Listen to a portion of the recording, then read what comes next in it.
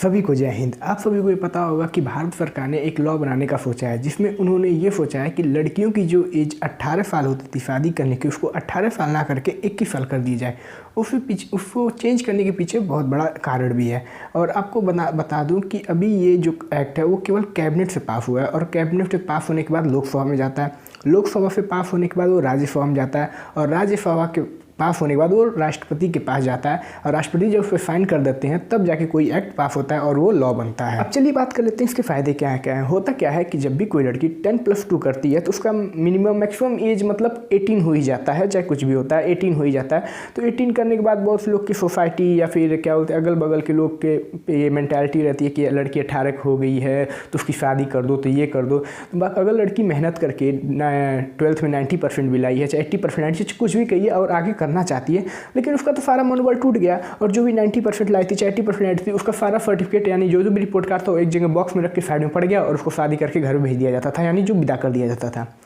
अब 21 साल होने से फ़ायदा क्या होगा कि उस लड़की को आगे पढ़ने का मौका मिलेगा। आगे पढ़ने यानी कि अगर जो 3 से 4 साल का वो ग्रेजुएशन करती हैं, ग्रेजुएशन करने के बाद अगर वो अपॉर्चुनिटी मिलता है, अगर वो कहीं जॉब में लग जाती हैं, तो भी उनके लिए बहुत ज़्यादा बेनिफिशियल होगा। और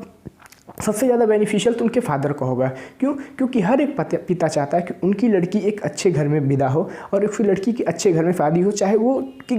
पिता कितना भी गरीब हो, लेकिन वो अपनी लड़की की हमेशा भला ही चाहेगा। इसलिए वो हमेशा अपने से ऊँचे और अपने से अच्छे फैसिलिटी में अपनी लड़की को विदा करना चाहता है। तो जैसे लड़की अगर जो केवल 12th पास आउट है और कम पढ़ी लिखी हैं या फिर छोटे घर से हैं, तो अगर उनके जो फादर हैं वो बड़े घर में जाएंगे उनकी लड़की की शादी करने के लिए, तो आपको प्रैक्टिकली बता दें तो ज़्यादा से ज़्यादा दौरी मांगेंगे, तो ये करेंगे तो वो करेंगे। लेकिन अगर लड़की ग्रेजुएट है, पढ़ी लिखी है और जॉब कर रही है, तो दौरी का सिस्टम एकदम ना के बराबर हो जाता है, क्योंकि उनको ये पता है कि लड़की पढ़ी लिखी है, अपना मतलब भविष्य खुद संवार सकती है, ज़्यादा किसी पर डिपेंडेंट नहीं रहेगी।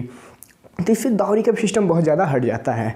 और आपको और उनके जो लड़की के जो फादर होंगे उन पे बर्डन बहुत ज़्यादा कम हो जाता है। लड़की अगर पढ़ी लिखी है, फिर अपॉर्चुनिटी है, अगर जॉब भी कर रही है, आपको पता होगा जॉब कर रही है, तो अपने बच्चों का भी भविष्य संभाल सकती हैं, क्योंकि वो पढ़ा लिखा सकती हैं, और इससे देश को काफ़ी ज़्यादा बेनिफिट होगा। और दूसरा रीज़न ये भी है कि आपको पता होगा कि बहुत से ऐसा होता है कि क्या बोलते हैं, कोई भी लड़की अभी 16 तक वो मैच्योर नहीं होती है। तो जैसे वो 16-15 तक मैच्योर नहीं होती है, तो ये वीडियो पहले आपको बता दूं कि ये किसी भी कम्युनिटी को मैं टारगेट नहीं कर रहा हूँ, ये नॉर्मली बता रहा हूँ होता क्या है। 16 तक उसको लोग बहुत से लड़के अपने लड़के या जो भी होता है उसको मतलब ऐसे जाल में फंसाते हैं, मतलब फ्रेंडशिप करते हैं, और जैसे वो 18 की होती हैं तो उनके अंदर उतनी मैच्योरिटी तो होती नहीं है, वो तुरंत उसे शादी करके और उसे कन्वर्जन कर देते हैं अपने रिलीजन में। तो इससे बहुत बड़ा बेनिफिट ये होगा कि अब आप 18 के बाद तुरंत शादी कर नहीं सकते हैं, और 18 और 21 के बीच में जो गैप है उसमें जो लड़की है वो काफ़ी ज़्यादा मैच्योर हो जाती है, वो अपना खुद समझ सकती है कि क्या गलत है क्या सही है। वो किसी भी को अपना आँख बन के विश्वास नहीं करेगी, वो अपना पार्टनर खुद चुन सकती है, और उसको इतना मेंटालिटी हो जाता है कि क्या सही है क्या गलत। वो किसी के साथ भी ऐसा अपना कन्वर्जन भी नहीं कर सकती है। और देखा जाए तो इसको कहीं ना कहीं पॉपुलेशन डिक्रीज करने का भी एक फैक्टर ये भी है, क्योंकि आपको पता होगा कि बायोलॉजिकल टर्म में अगर हम देखें तो जो ये 18 से 20 का जो पीरियड होता है, 18 से 20 का, ये काफ़ी ज़्यादा हार्मोनल ग्रोथ का होता है, यानी प्यूबर्टी एज काफ़ी ज़्यादा हाई होती है, और ज़्यादा से ज़्यादा सेक्स हार्मोन डेवलप होते हैं। तो अगर इसको एज को बढ़ा देते हैं तो फर्टिलिटी कॉन्सेंट अपने आप स्लो हो जाता है, और ये जो पॉपुलेशन ग्रोथ होता है उसमें भी थोड़ा सा डिक्रीज हो सकता है। आई होप कि आपको ये वीडियो